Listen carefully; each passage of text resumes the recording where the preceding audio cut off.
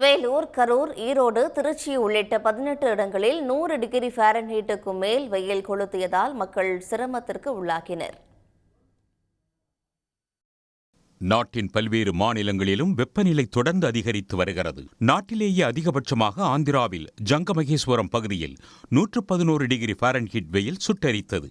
ஒடிசாவின் Rourkela, சத்தீஸ்கரின் Bilaspur, மராட்டியத்தின் சந்திராபூரிலும் 111 degree Fahrenheit வெயில் கொளுத்தியது.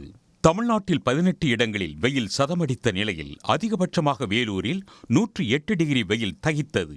கரூர் 107, ஈரோடு திருச்சியில் தலா 106, திருத்தணி மதுரை விமான நிலையத்தில் தலா 105 டிகிரி ஃபாரன்ஹீட் பதிவானது. நாமக்கல், திருவண்ணாமலையில் தலா 104 டிகிரி ஃபாரன்ஹீட் வெயில் கொளுத்தியது.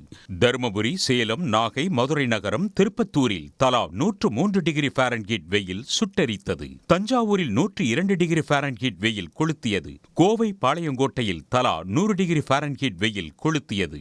சென்னையில் அதிகபட்சமாக மீனம்பாக்கத்தில் 104, நுங்கம்பாக்கத்தில் 100 டிகிரி ஃபாரன்ஹீட் வெயில் வாட்டி வதைத்தது.